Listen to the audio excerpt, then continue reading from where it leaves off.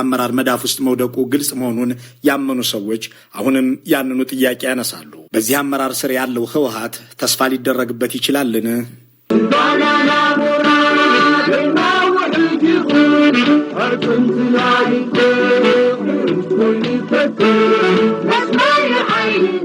ለዓላማቸው ታምነው ለዘመሩለት መስመራቸው ኖረው ህይወታቸውን ለህዝብ ዓላማ የሰው ሺዎች የተከተሉት ድርጅት ዛሬም ከዚሁ ድርጅት ጋር ፖለቲካዊና ስሜታዊ ግንኙነት ያላቸው ብዙዎች በዚህ ደካማው የህወሓት አመራር ተስፋ ማድረግ ይችላሉ የሚለው ጥያቄ አጭሩ ምላሽ በፍጹም የሚል ለመሆኑ ማስረጃ ፍለጋ ባሳለፍነው ዓመት የተከናወነን ነገር ማስታወስ ይበጃል።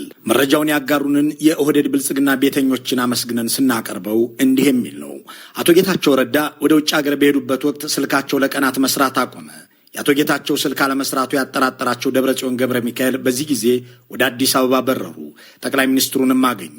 ጌታቸው ስልኩ የማይሰራው ከሻቢያ ሰዎች ጋር ስለተገናኘ ነው። ከሻቢያ ጋር የሚዶልተው ደግሞ ከትግራይ እኔን ከፌዴራል አንተን ለማንሳት ስለሚያስብ ነው። ስለዚህ አሁንም መፍትሄው እኔን ፕሬዚዳንት ማድረግ ነው የሚል ጥያቄ አቀረቡ። ይህ ለጠቅላይ ሚኒስትሩ ከሰማይ እንደወረደ መና የሚቆጠር ነበር።